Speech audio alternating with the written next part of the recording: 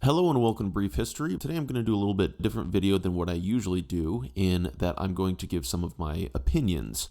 For those of you who have been around the channel for a while, you know that I tend to try and stick to the information as best as I can. But seeing as we finished up the English Monarch series, I figured this would be a good way to kind of button up the series. If you're new to the channel, I spent the last 3 years creating videos on the English monarchs from the Norman Conquest of 1066 through the modern day. So if that's something that interests you, feel free to check that out. Okay, let's get into it here. I'm going to start by noting that I am going to have an extra NA category for all of the what I call have-nots. These are monarchs who were contested that some may consider as a monarch or a quasi-monarch, but I do not. And that includes Empress Matilda, Lady Jane Grey, Oliver Cromwell, and Henry the Young King. There will be some others that will probably get added to this category, but for now I'm going to put these have-nots in this category. Okay, so we start with William the Conqueror, aka William of Normandy or William the Bastard. I'm going to put him in the B category. He had a dangerous early life, which hardened him into a tough man, a great military leader, and ultimately he was successful in his invasion of Britain, which ended up influencing England and the English language greatly, changed the course of history. However, I do believe that he was greatly assisted in his invasion by Tostig Godwinson, which would be Harold Godwinson's brother, and Harold Hardrada in the north.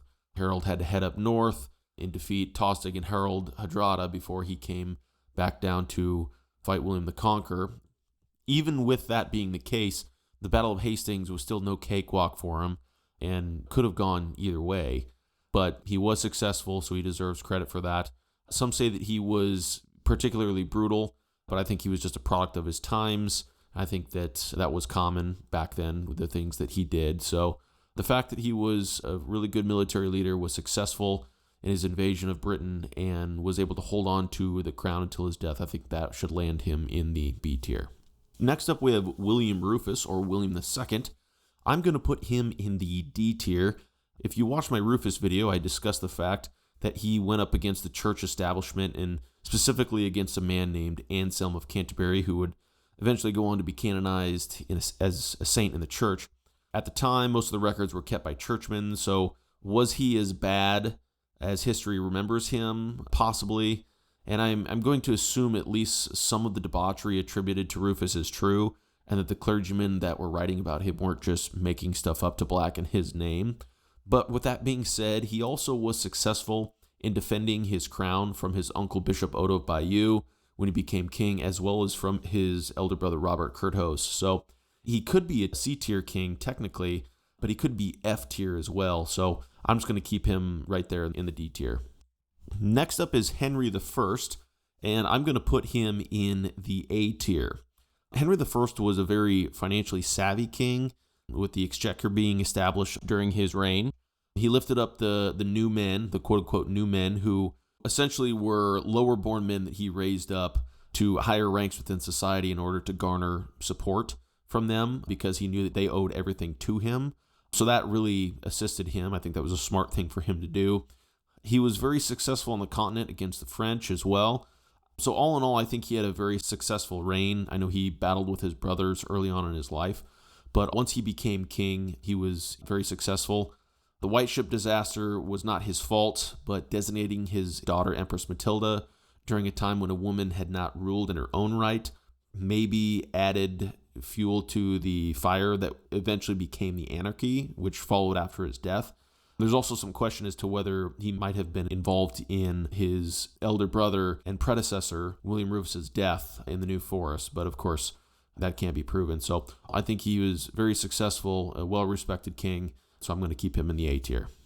Up next, we have King Stephen, who I'm going to put in the D tier. Obviously, Empress Matilda would be around this time as well, who is in the NA category.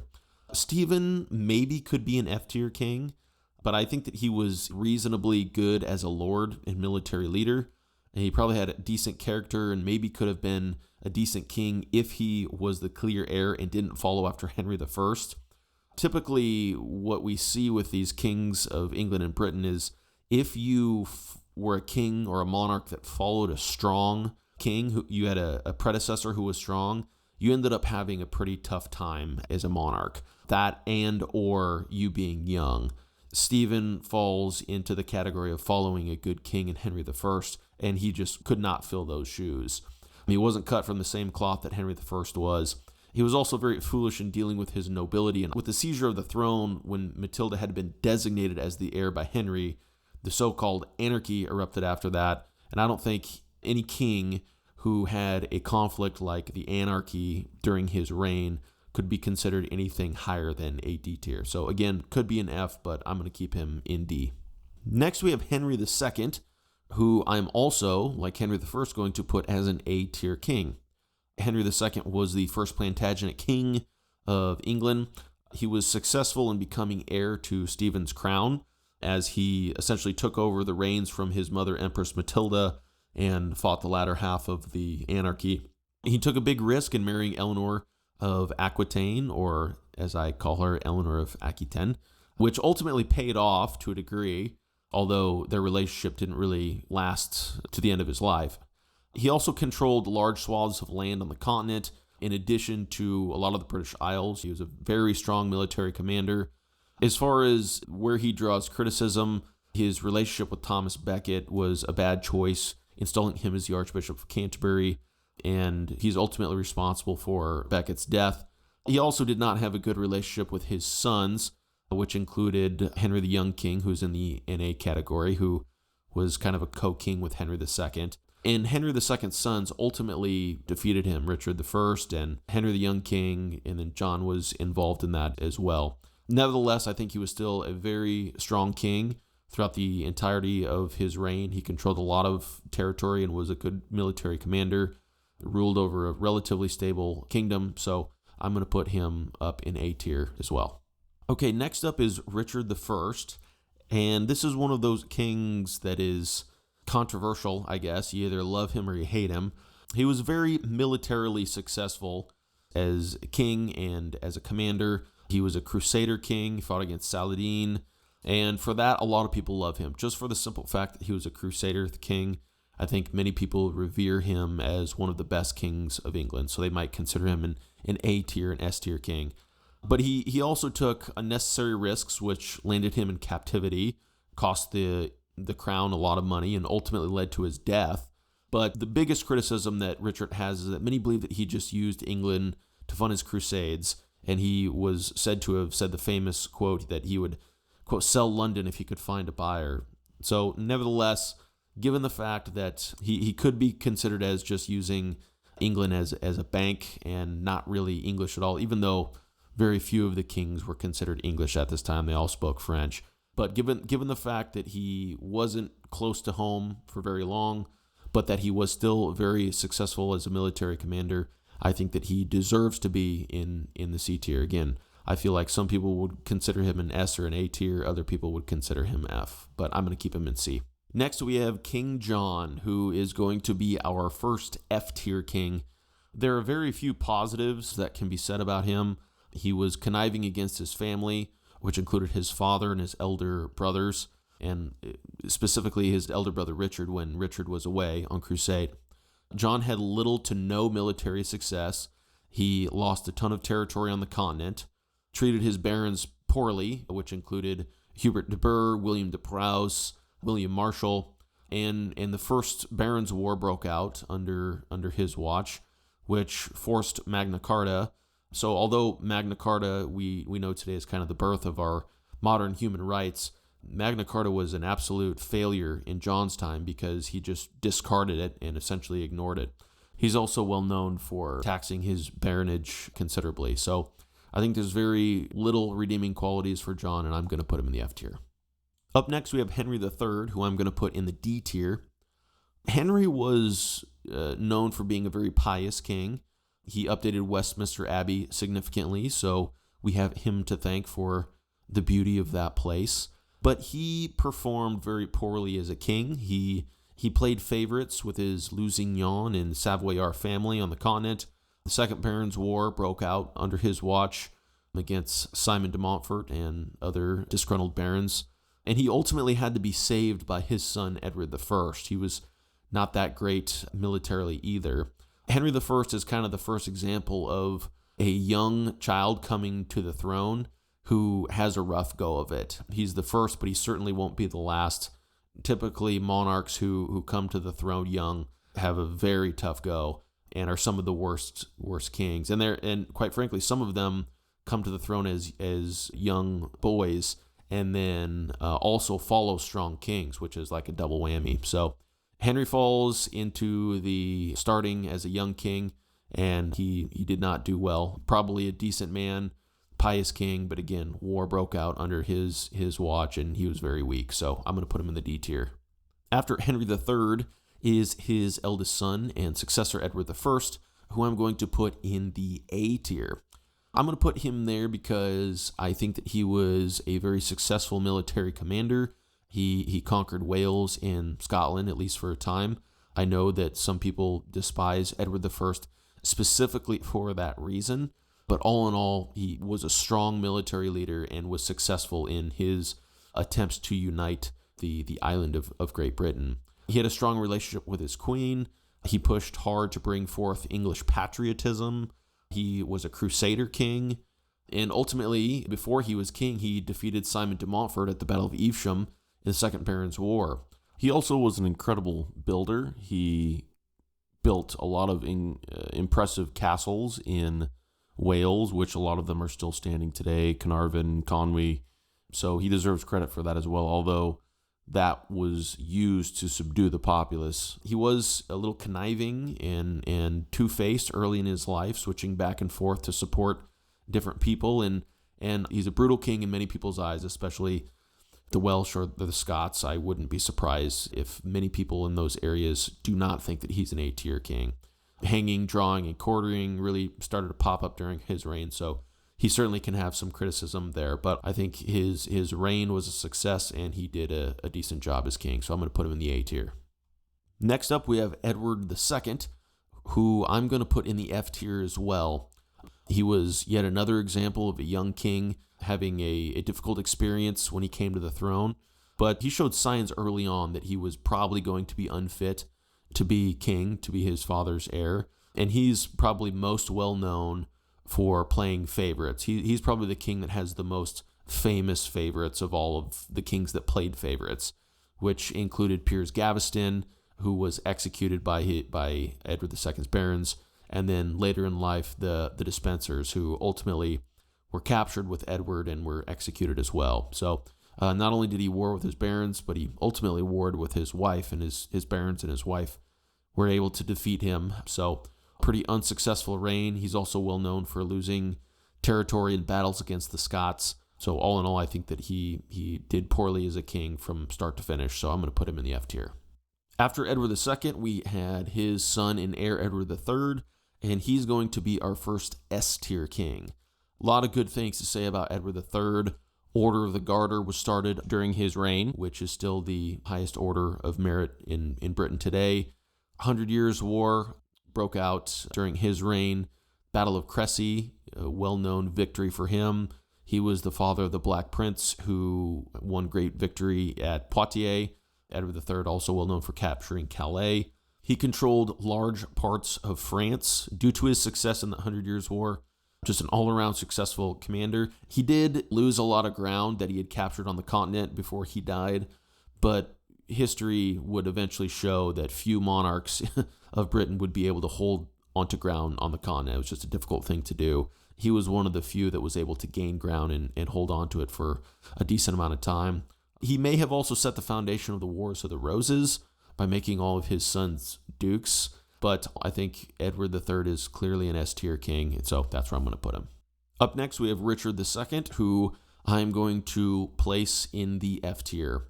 This is the first example of kind of the double whammy of the young king who followed a great king.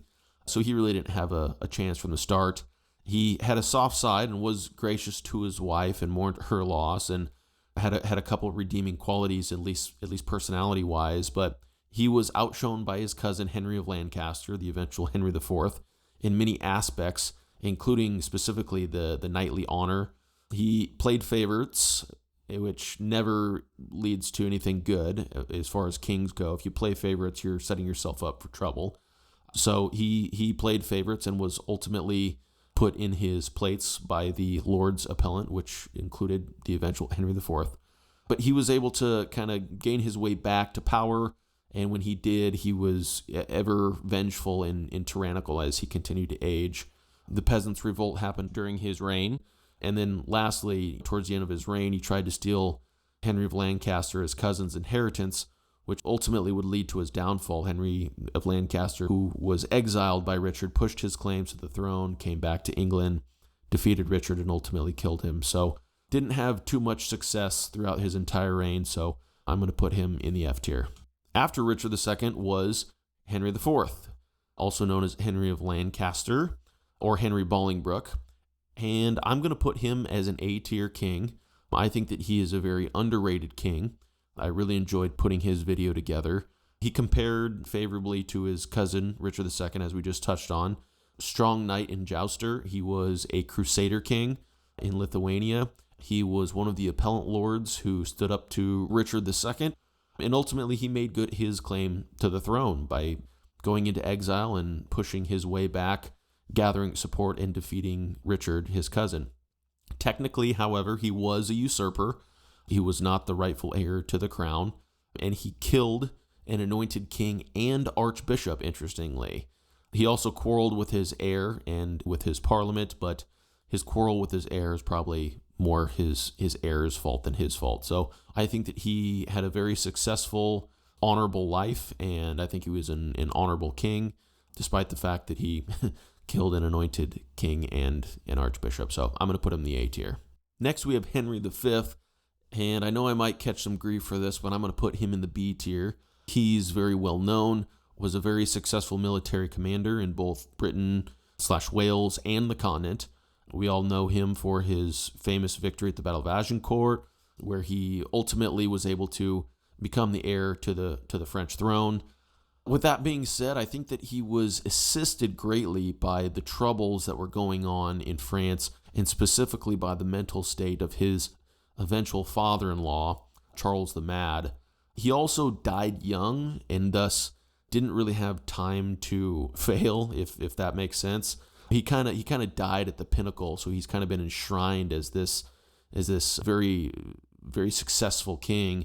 But I do wonder if he lived a little bit longer, if he would have had some time to make some mistakes and might have fallen down the list. So he also was kind of a pain in the butt when he was young for his father, so that can be taken into account as well. Nevertheless, was very successful in his time. He deserves tons of credit, but I'm going to put him in the B tier. After Henry V, we have Henry VI, who I'm going to put in the F tier. This is yet another example of a young king coming to the throne who did not do very well. He was a pious man, a pious king, and probably a pretty decent man, and we can thank him for the foundation of some universities. But other than that, nothing about his reign was remotely good. He also played favorites, and again, like other kings who played favorites, those favorites ended up being killed. He had very serious mental issues, which can definitely draw sympathy. I definitely feel bad for Henry VI. That would have been a difficult situation to be in. He was at the helm when the 100 Years' War was lost for good, Battle of Castillon being fought under his watch. Battled with his barons, most notably Richard of York, Duke of York.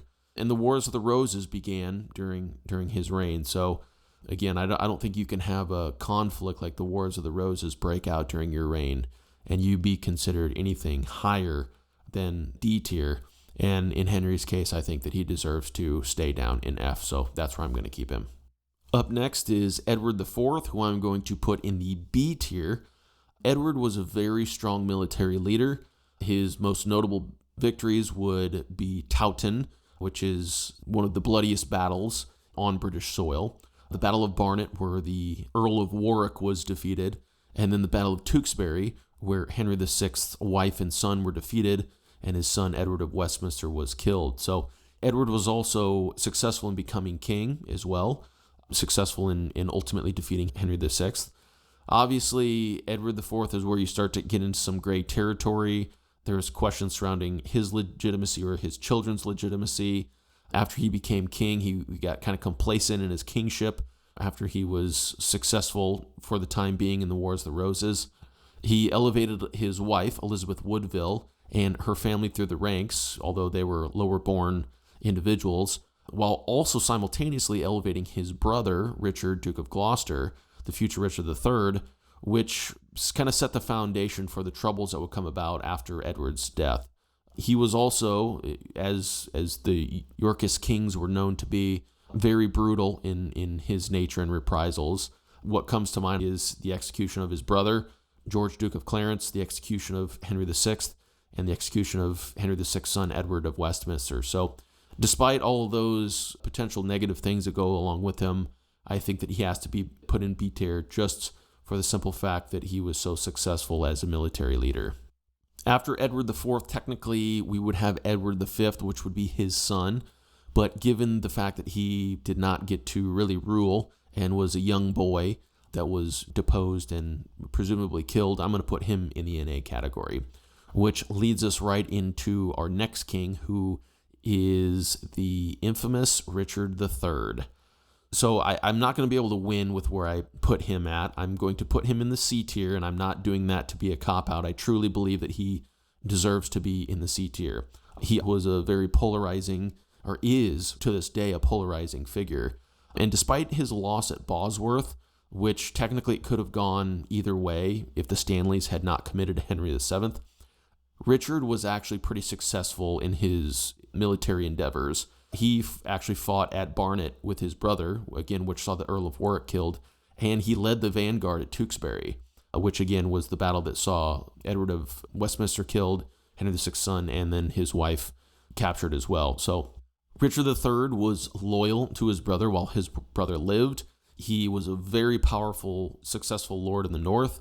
He had a right to be the protector based on precedent, and the precedent at that time had not been that far removed. Henry VI came to the throne as a young king, and who were the people that were really looking over, who were the protectors of Henry VI? They were his paternal uncles. That would be John, Duke of Bedford, and Humphrey, Duke of Gloucester, the brothers of Henry V. So the precedent had been set that Richard III should have been the protector and the real power behind Edward V when he came to the throne. He was in a tough position, I will admit, due to the fact that the Woodville camp had been elevated by his brother, and they were really the ones that attempted the first coup d'etat. They really tried to get Edward V, into London from the marches to get him installed so they could really seize power before Richard knew. And if it wasn't for Lord Hastings reaching out to Richard, who Richard would eventually kill, who knows what would have happened. And it stands to reason that even though Edward V could have been influenced by Richard had he become protector, the chances that Edward V, being 12, 13 years old, would have eventually fallen back into the Woodville camp was probably pretty high. So with that being said, I think that Richard was probably in a tough position. He saw his chance, saw the writing on the wall, and said, I'm making this move. So despite all those good things that I said about Richard, I am not a Ricardian. So I do believe that Richard III was a usurper. I think that Stillington's revelations were a little bit too convenient, and given Edward IV's brutal nature, I don't think there's any way he would have let Stillington live with the secret that he had been betrothed to Eleanor Butler. That's my own personal opinion. I think it's highly likely that Richard III killed his nephews, the princes in the Tower, including Edward V. And then ultimately, he was unsuccessful in defending his crown and lost to the weak claims of Henry VII. So that in itself, I think, shows that there were people who were not digging Richard III as king. He was aggressive, and I think that he killed his nephews. Rebellions came about after that, and I think that, to me, it's very clear that he's the person that killed his nephews and usurped the crown. But again, I know there are a lot of people who love Richard III and think that he would be an A-tier king. There's a lot of people who hate Richard III, think he would be an F-tier king. I'm in neither one of those camps. I think he's right in the middle. I think he could have been a great king if he were the rightful heir, which I don't believe him to be. So I'm going to put him in the C tier. So now that all the Ricardians hate me, hopefully I can extend an olive branch in the fact that I'm going to put the next king, Henry VII, in the D tier under Richard III. Henry VII clearly lived a tough early life on the run, but he was successful in remaining as a potential head of opposition while in exile, despite attempts by Edward IV and Richard III to kind of extradite him to England.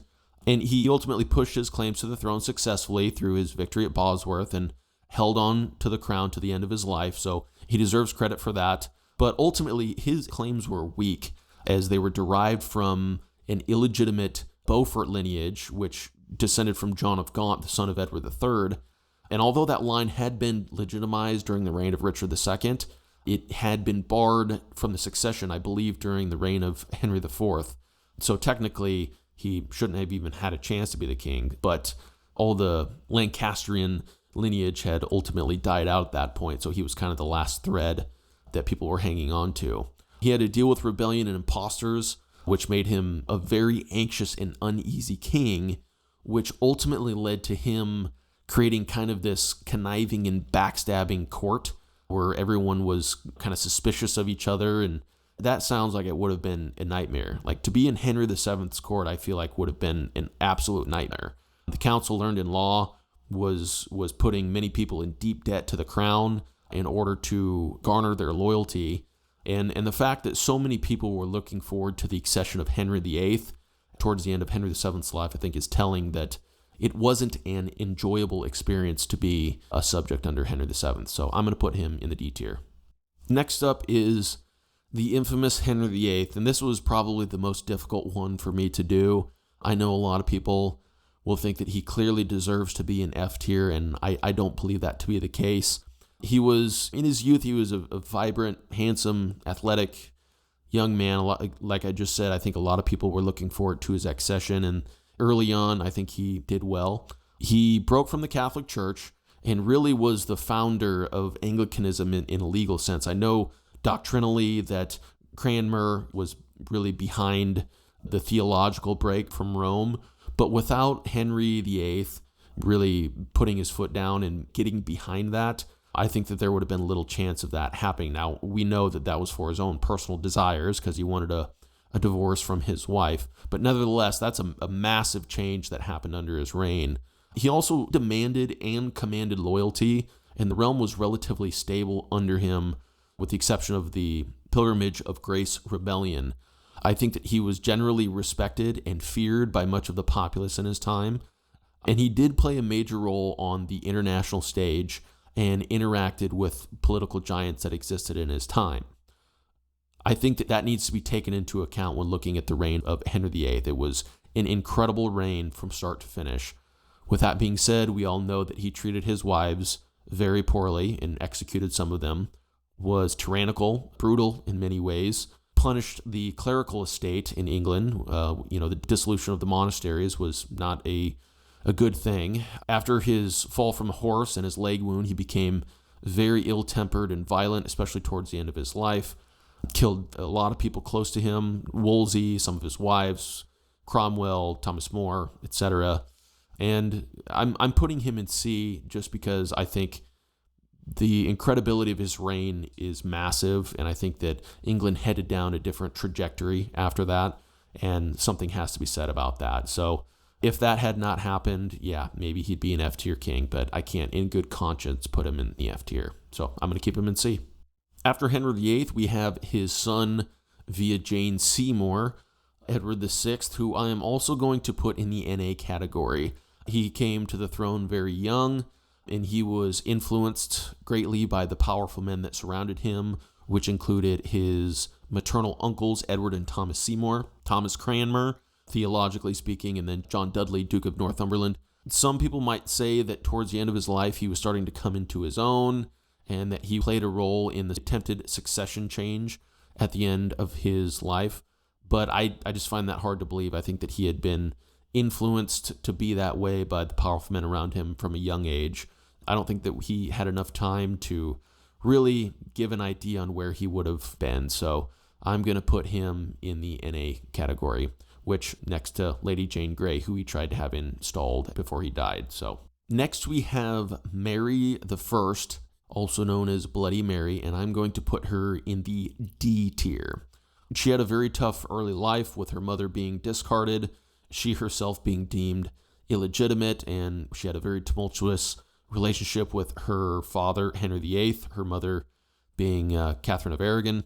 I think that she is unfairly remembered to a degree. She was successful in pushing her claims to the throne, and she was in a very difficult position because she was the first acknowledged reigning Queen of England, and there was really no precedent for her to follow. That would have been a very difficult spot to be in, and for that, I think she's remembered a little unfairly, and I know people believe that her sister played a part in her being remembered so poorly, and to a degree, that's probably correct. But she also very unwisely tried to bring Catholicism back to a now firmly Anglican England.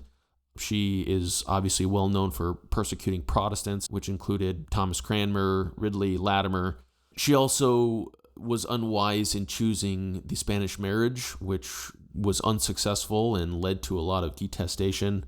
I think the biggest reason that she's criticized today is her persecution of Protestants. Her sister and her father were bloody monarchs as well. That can't be doubted, but Mary was only queen for 5 years, and she killed a lot of Protestants in that 5 years, as opposed to someone like Elizabeth or Henry, who had quite a long reign, and per year probably didn't do quite as much damage as Mary did in the 5 years. So I'm going to put her as a D tier monarch, could potentially be in F tier. Next up, we have Elizabeth I. I'm going to put her in the S tier next to Edward III. I know that fans of Mary I will be very unhappy to hear that, but the reason that I put her in the S tier is, again, just because she was so successful and the incredibility of her reign is crazy. Like with her sister, had tough early life, her relationship with her father, with her relationship with Thomas Seymour, and with her relationship with her elder sister when she became queen, Mary I. These experiences really kind of morphed her at a young age into becoming really a shrewd and wise young woman. When she came to the throne, she really restored England to Protestant Anglicanism, and I know that some people don't like the word Protestant in front of Anglicanism because Anglicanism really is kind of a middle ground between Catholicism and true Protestantism. But nevertheless, she did bring that middle-of-the-road Anglicanism, that line that her father kind of walked, back to England after her sister Mary I tried to bring Catholicism back to the British Isles. She defended against the Spanish Armada and Catholic Spain. She defended against Catholic Rome, defended against Catholic France, defended against Mary Queen of Scots in the north. She kept people guessing about the succession and her marriage, and that ultimately allowed her to stay in a position of power. And I think all of these things were really wise decisions for her and great successes for her. With that being said, she obviously had a much longer reign than her sister, and she was able to learn from her sister's mistakes before coming to the throne, so that really helped her. She never officially designated an heir, and thus potentially could have sent the realm into a civil conflict after her death, which didn't ultimately end up happening. And then she could be two-faced sometimes in political dealings, which didn't always end well for her or the people around her. But with that being said, looking at the reign from a 1,000-foot view, I think that Elizabeth I is clearly an S-tier monarch. Up next, we have James I of England, 6th of Scotland, the first Stuart King of England. This was kind of a tough one for me. I don't really know where I should be putting him. I'm going to put him in the C tier. He had a tumultuous early life, and he was a king when he was an infant, just not in England. He became King of Scotland when he was very young. Maybe not quite an infant, but just very young. But he was ultimately successful in pushing his claims to the English crown, which united the crowns of Scotland and England in a personal union. So that's important. The gunpowder plot happened during his reign, was able to overcome that. And, he was more of a Scot than he was English, just because he had been King of Scotland for quite some time before he came to England. He also was one that played favorites, although he didn't really suffer too many consequences of that. His favorites being Esme Stuart, Robert Carr, and then probably most famously George Villiers, the Duke of Buckingham. He also was kind of the forerunner of the absolutism that came with the Stuart monarchs. He's a believer in divine rights of kings, absolutism, and thus kind of laid that foundation in England, which ultimately, through his son, would lead to the Wars of the Three Kingdoms and Civil War. So For that, again, I don't think he was a terrible king, but I don't think there was anything great about him either. So for that, I'm going to put him in the C tier. Next, we have James's son, Charles I. I'm going to put him in the D tier. He had a good family life. He was close with his wife and kids. He was a patron of the arts, and he was certainly not incompetent. He was able to garner support and made some wise decisions throughout his reign. But ultimately, he, like his father, was a believer in the divine rights of kings, absolutist in nature. The Wars of the Three Kingdoms broke out during his reign, which included the English Civil Wars, and that was due to his battles with Parliament. He was oftentimes politically duplicitous in order to give time for his enemies to kind of fracture. That was more so after he had been captured, after he had lost the First English Civil War and after he'd been captured. He was kind of duplicitous in his dealings to try and give the alliances that were geared against him time to fracture and break apart. And all in all, in the end, he lost the English Civil Wars that he fought in, and he was executed by his parliament. And that just goes to show that England at that point was in a different state, and they were not going to accept an absolute king in the higher ranks of their society. So for that, again, with a war like the Wars of the Three Kingdoms breaking out during his reign, I don't think you could put him anywhere higher than a D tier, and so that's where I'm going to put him. Up next, after passing Cromwell in the NA category, we have Charles II, who I am going to put in the B tier. He lived his early life in exile, but kept on it, kept working towards regaining his throne, never gave up, and was ultimately successful in reestablishing the Stuarts on the British throne via the Restoration. And other than the regicides, he was generally forgiving and conciliatory in nature once he regained his throne. So I think he deserves credit for that. He is well known for the debaucherous life that he lived, treated his wife pretty poorly in this regard, and then he supported his Catholic brother James during the succession crisis, which ultimately led to problems after he died. So I think he could probably be criticized for that, but that could also be seen as a positive too, that he remained loyal to his brother, who was the rightful heir to the crown. So all those things combined, I think, put Charles in the B tier. Next, we have James II, who I'm going to put in the D tier. Just like his elder brother, he lived his early life in exile as well. He had a good military career early on in his life, despite how terribly things would go for him towards the end of his life. He was also very loyal to his elder brother during his exile and after the Restoration. So I think he deserves some credit there. But he tried to enforce Catholicism back on England after converting to Catholicism and inheriting the crown. I don't necessarily believe that he was trying to force Roman Catholic faith on his subjects, but he was trying to sneakily bring it back in via different avenues, with the standing army and with his enforcement on the 7 bishops and the educational institutions as well. He was disliked and deposed, fled to the continent, and was never able to successfully push his claims back to the throne, although he did try, landing in Ireland and being defeated at the Battle of the Boyne. So I think when you're deposed and you go into exile and you can't gain your throne back, I don't think that you deserve to be anything higher than a D. But I think he does have a few redeeming qualities, and I don't think that he is quite as bad as some people make him out to be. But nevertheless, I'm going to keep him in the D tier. Next up, we have Mary II, which would be James II's eldest daughter and the wife of William III. I'm going to do her separate from her husband. I'm going to put her in the C tier. She was a very loyal wife to her husband, William III. And after she and William had gained the throne, she actually did pretty well in England when her husband was away. When William was away fighting the French, she did pretty well in his absence for the most part. With that being said, she was used more of a figurehead or a pawn, if you will, simply due to her faith, her marriage to William, and her blood relations to the king and to the royal family.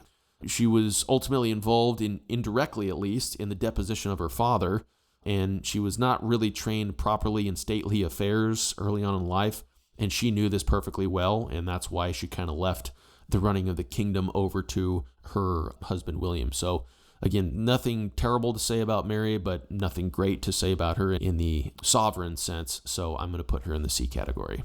Next, we have William III, who I'm going to put in the A tier. This is another one like Henry IV that I think is a very underrated king. He is one of my personal favorites. Again, this was one that I really enjoyed putting together, his video. He was a very successful military commander.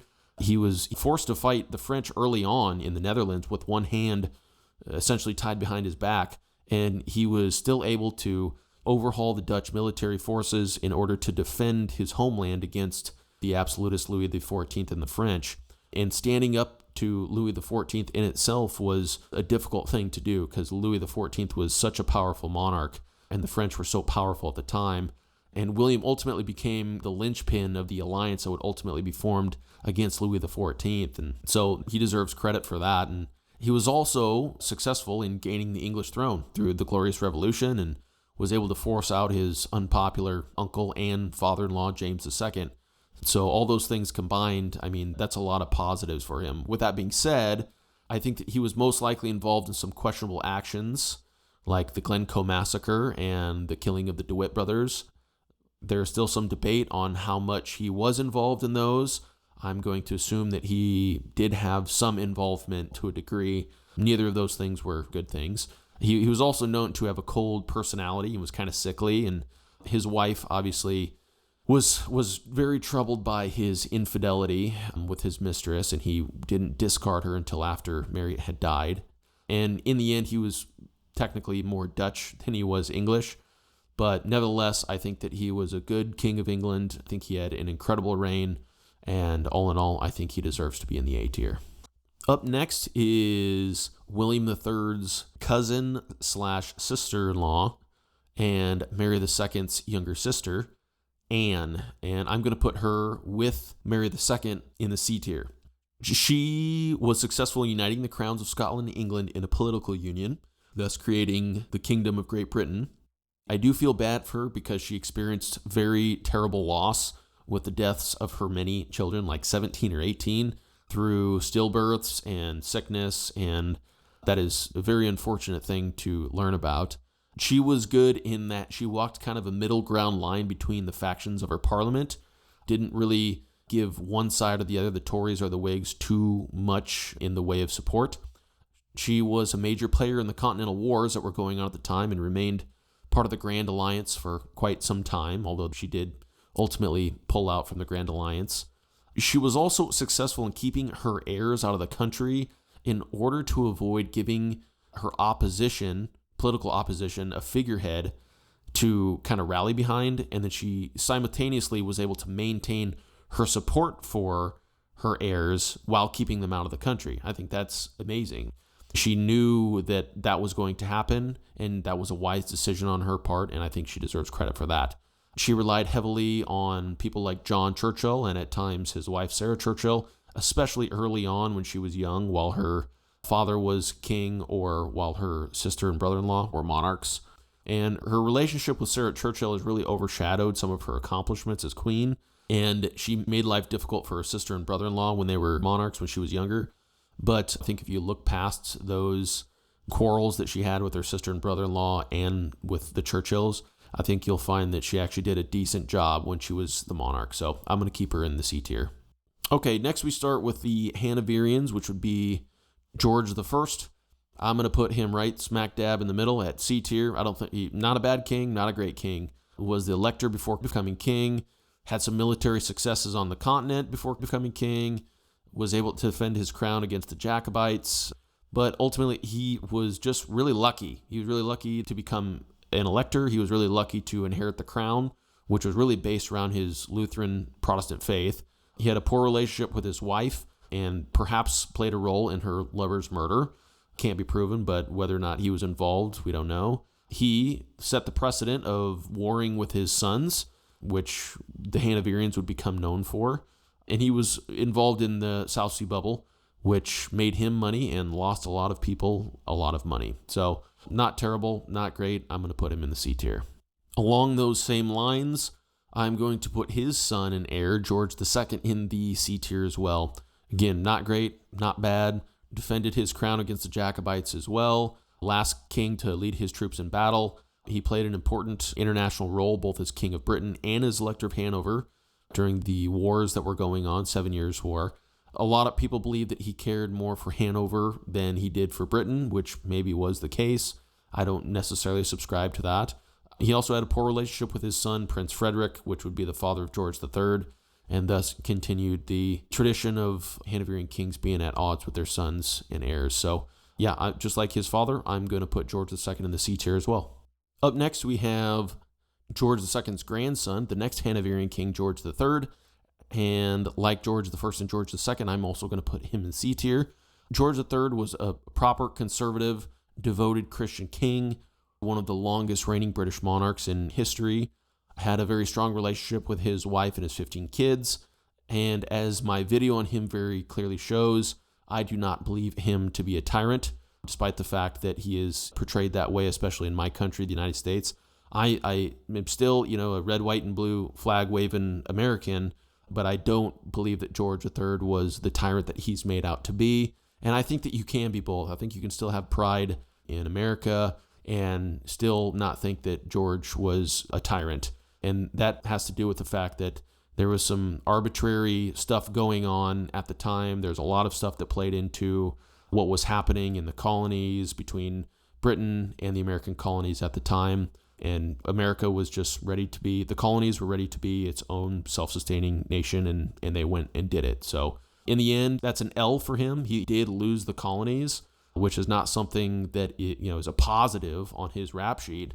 He also had a lot of other serious issues as well, specifically his debilitating mental disorder, most likely bipolar disorder, which really, really put him out of the game for extended periods of time.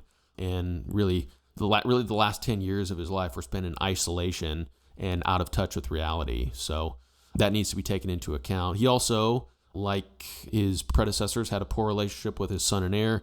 Although, once we'll talk about George here in a second, that probably was well-founded in George III's case. So nevertheless, although I do not believe him to be the F tier, as many Americans might believe him to be, I'm going to keep him in the C tier. Up next, we have George IV, and I'm going to put him in the F tier. George IV, he was a dandy. He had a soft spot for children and animals. That really was his only redeeming qualities, honestly. Other than that, he had a personality that did not match well with his strict upbringing, and that led to some terrible things. He did construct some incredible buildings, like Brighton Pavilion, but that was at a cost, and an extreme one. I mean, George IV was an unapologetic, extreme spendthrift. He spent money, and he spent a lot of it. He was also very debaucherous in his ways. When it came to women, eating, drinking, he connived against his father when his father was ill. He was emotional and unhinged at times, if not most of the time. He treated both of his wives and most of his mistresses poorly, although his official wife, Caroline of Brunswick, probably deserves some criticism of her own. I mean, George was just unpopular nearly all of his life as a prince, as a regent, and as a king. And so for that, I have to put him in the F tier. Up next, we have William IV. I am going to put him in C tier with the other Hanoverian monarchs. Another one of those that not bad, but not great. He fortunately had a personality that allowed for a much-needed reform to come about during his short reign, and was said to have had an affable personality throughout his life, so deserves some credit for the reforms that were passed during his time. But he spent much of his life in the Navy and wasn't particularly successful in this endeavor, and he had a short reign that didn't allow him to accomplish too much. He came to the throne later in life, and then he battled with his heir, Victoria's mother, and so that kind of put some tension early in Victoria's reign and towards the end of his reign. But nevertheless, all in all, I think he was a decent king, so I'm going to put him in the C tier. Up next, we have Queen Victoria. This might surprise some people, and I know some people might be unhappy with this, but I'm going to put her in the D tier. She was one of the longest reigning monarchs in British history, number 2, I believe, behind Elizabeth II. And as she aged, like Elizabeth, she became kind of the grandmother of the nation, a symbol of the nation. She is well known for the work that she did to put her children on the foreign thrones throughout the world, which kind of spread England's influence around the world. So that deserves some credit. But she was involved in scandals early on in her reign, so it didn't really start out great for her. she relied heavily on her husband, Prince Albert, and before him, certain prime ministers. And after Albert's death, she became a recluse for many years, which did not sit well with the populace at the time. She also had a very poor relationship with her heir, Bertie, and treated all of her children coldly at times. And she was well known as kind of being kind of a haughty, uppity type person. She preferred to spend her time away from London, stay out of the limelight, kind of dulled down the monarchy. And that is not something that many people really cared for. So when you take all those things into consideration, although she did gain quite a bit of popularity towards the end of her reign, I'm going to have to put her in the D tier. Next up, we have Edward VII, Prince Bertie. I think I'm going to put him next to his mother as well in the D tier category. He was able to bring the magnificence back to the monarchy after his mother's kind of bland and reclusive style, like I said, dulled things down. He had a good relationship with his children and did not continue that poor relationship that his mother and the previous Hanoverian monarchs had with their heirs. And this really ultimately helped his son George learn about his future role, which I think was very beneficial to George. Edward was also an important international figure during his time, although he had a very short reign. He's probably most well known for living a very debaucherous life, treated his wife poorly at times, not all the time, but often, and he was involved in many scandals as a prince. So all in all, I think he was pretty unpopular. I think he had an unfortunate early life, having Victoria as a mother, but he was unpopular, and I think he deserves criticism for that, so I'm going to put him in the D tier. Next up, we have George V, who I'm going to put in the A tier. He inherited a tough situation internationally and politically within his parliament. He was a wartime monarch during World War I and was able to live frugally and conservatively in order to kind of do his part and connect with his populace. He also is well known for rebranding the monarchy to Windsor to avoid being seen as German, and ultimately was successful in maintaining his throne during World War I and during a time when monarchy around the world was slipping, with other monarchs being killed or deposed or exiled. So there's something to be said about that. He was somewhat of a gruff character. Maybe we can forgive him for that, but he was gruff, and that played into his relationship with his children. He's kind of well known for having a stern and disciplinary mindset when it came to his sons, and that doesn't seem to have translated well, at least for his eldest son. And I know that his younger son, had some difficulties with that as well. So he also very clearly had a poor relationship with his heir, Edward, especially later on in his life. But as we'll get to here in a second, I don't think that was all his fault. So George V, I think, was a very successful king in a very tumultuous time, and I think he deserves to be in the A tier. So that's where I'm going to put him. After George V was Edward VIII, and I don't think this comes as any surprise. I'm going to put him in the F tier. He was charismatic and likable Prince of Wales, and he did his duty during World War I, but that can only go so far. I mean, in the end, he abdicated his position as king, thus discarding the crown for his own private passions, which was, in essence, Wallace Simpson. Supported the Nazi cause in Germany, he had a defeatist mindset during World War II, and really became a thorn in his brother's side after he had abdicated. I don't think there's a ton of good things that can be said about him in that regard, so I'm just going to put him in the F tier. After Edward was his younger brother George, or really Albert, I should say, who became George VI, and I'm going to put him in the A tier with his father. I think that he was a very dutiful and proper prince. He overcame speech difficulties during his reign.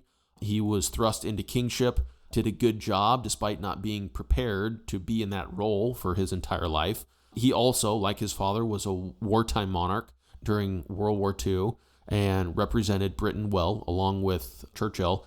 At this point in the history of the British monarchy, he was less involved in the governmental processes due to the morphing of the institution of the monarchy as a whole. It kind of shifted over the centuries. So he really yielded less power than the times of kings past. But other than that, I think that given the situation that he was thrust into, he did a very good job given the situation at hand. So I'm going to put him in the A tier. Okay, lastly, we have Elizabeth II, who I might catch some grief for this. I'm just going to put her in the B tier. I know some people might consider her S tier, A tier.